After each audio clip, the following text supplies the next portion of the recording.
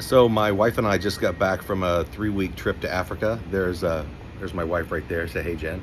No. And just sitting in our backyard. Literally, uh, just got back last night from London. But it was an awesome trip. 3 weeks in Africa, South Africa, with a little side trip to Zimbabwe. Um, Figured this was our first time over there, but I wanted to give a little tips and tricks, whatever stuff that I wish that we knew when we went. So it was 3 weeks. We live in St. Petersburg, Florida, and we flew out of Miami to London on Virgin Atlantic. Had about a 15-hour layover in London, which actually turned out pretty cool because we got to go and explore. And we found out that if you have a layover like that, the pricing on your ticket is much cheaper. So it's kind of worth it if you can get a long enough layover. Go out, explore, come back, jump on a flight that night, and then we flew from London, Heathrow, to Johannesburg. Johannesburg, got there that night. Next day, we did a freedom tour with Nelson Mandela. So we went to Soweto, uh, saw his house, saw Desmond Tutu's house, went to the Hector Peterson Museum there in Soweto, and the Apartheid Museum. Very powerful. Highly suggest doing that. From there, we went to our first safari, and from there, from Johannesburg, we flew to Durban, and then had a car pick us up and went to Zulu Nyala, which was a safari game lodge there in the it was a Quasi-Zulu Natal province. There for about 7 days. Fantastic. We saw 4 of the big 5 while we were there. Everything but the leopard. From there, we went back to Durban and got a flight to Cape Town. Spent 4 nights in Cape Town. I would suggest you probably don't need to spend that much time in Cape Town. We did Robben Island, which is the big tour I wanted to do, and then went down to the Cape of Good Hope. Saw that. There was a penguin colony down there. Did that. We did a wine tour. Saw some of the vineyards, which was okay, but I think next time, Table Mountain. We went and saw Table Mountain, which was really beautiful. But I think it's maybe 2 or 3 days in Cape Town. So next time we probably wouldn't even go to Cape Town, other than maybe for a day, because I would like to go back to Robben Island and check that out again. It was very powerful, moving experience. From there, we then flew to back out of Cape Town and into Kruger National Park, Sabi Sands Preserve. We stayed at Sir Richard Branson's Ulasaba Safari Lodge. Beautiful, beautiful place. And the nice thing about the Sabi Sands is there's a lot of private game reserves, but there's no fencing between them. So it's a massive, massive space. And we saw everything there. I think our first day out, we saw the big 5, including the leopard. And then we were there for 3 nights. Next time I would go and I would stay longer at that location.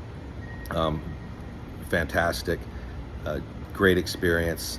We saw some kills, and so it was a really, really, really nice place. And the safari vehicles that we were in there too had better seating, and they had a guide that came with them as well. Our first location that we went to had the guide, but Sabi Sands at Ulasaba, we had our guide, and we also had a tracker. And the tracker is the guy that you'll see on some of these safari vehicles that's sitting basically out right on front of the hood. So we're approaching lions, leopards, various animals, and he's right there. But when we wanted to try to find a leopard, he got off, went through the bush, was on contact with radio with our guide. It seemed like about an hour, and we went quite a ways, and then we found him, and 35 feet in front of him was this beautiful leopard. So it's amazing the skills that they've developed since they were children in being able to track animals. From there, we went to Zimbabwe to see Victoria Falls. Victoria Falls is beautiful. I think it's a one and done type deal. Once you go there and see it, that's pretty much all you really need to do in Zimbabwe, at least from what I understand. We did a helicopter tour there as well. If you go there, you got to do the helicopter tour, because when you're on the ground doing the Victoria Falls tour, it's, especially this time of year, the river is very high, so it's creating its own, I mean, just tons of mist. There's times when you can barely even see the falls, and it's right in a rainforest, and the rainforest is there because of all the mist coming from the falls. And it's, by rain, I mean, when we left there, it was like I had jumped into a swimming pool, totally soaking wet, but a great experience. The other thing that's interesting about going to Victoria Falls is the pricing. It's just like being in the States, maybe sometimes even a little bit more expensive. South Africa was very reasonable. The food, everything that you can buy, you know, we have a very favorable exchange rate right now, and but everything was just much cheaper. And Victoria Falls, I was just amazed. They take U.S. dollars there, and that's their currency that they use, but it was pretty expensive, quite frankly. So that's a place to go. Stay there for a night or two to see the falls, and then bug out. We left there, went back to Johannesburg, and then Johannesburg, we stayed at the hotel at the Johannesburg airport, OR Tambo Airport, and I think it was called City Lodge. It's right there on the airport property. Very nice hotel. And then next day got up, flew back to London. Layover in London on the way back wasn't as long, but it was still about 8 hours, but really not enough time to go and explore and do anything. And then from there we flew right back direct Virgin Atlantic to Tampa. South Africa was amazing. I'm still going through photos, but if you can get a chance to go, highly suggest it. We used a travel agent. Next time we'll probably either not use a travel agent or we'll go directly to Thompson's Africa.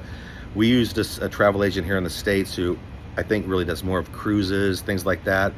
They might have been a little over their head in some of the things that they were for this type of trip, and they were coordinating with Go Away Travel in Cape Town. But once we got there, we soon realized that everything had been set up through Thompson's Africa. And then while we were there, we were looking into it. You can set up everything directly through Thompson's Africa. So we kind of had two middlemen in the middle of our situation for travel agents. Next time we'll probably just reach right out to the resorts, because we know where to go. Ulusaba Lodge and Zulu Nyala. Those two, we had a great time. There's other lodges there, so I can't comment on them. The people I've met while we were there that were at some other lodges, they all loved it. The people are unbelievably friendly. Just like any big city, Johannesburg, Cape Town, be careful where you're at, especially after the sun goes down. Johannesburg is really not a great place to walk around at night. We heard some warnings about that. Cape Town, if you're staying down by the waterfront, much safer. And at night we were walking around the waterfront, no problem at all. But like any other city, just use good judgment. Anyway, that's it. Hope this helps a little bit. I wish I had. Oh, the other big thing, we packed way too much shit going over there. I have a tendency to do that. I read where people said, hey, you don't need to pack as much, and on the safari lodges, they will do laundry for you. So you can get the safari, very lightweight clothes that packs easily. And I came back with laundry that I hadn't, the clothes that I hadn't even worn. So just try to force yourself not to pack a whole lot. You don't need to have a big fancy safari hat and things like that. No matter, regardless of what you read. Just some khaki, lightweight clothing is what we had, and it worked out great. So I hope that helps. If you get a chance to go, please go. It's a life-changing type experience. The people, the wildlife, the environment, it's just beautiful. So that's it. Get out there and have some fun, guys.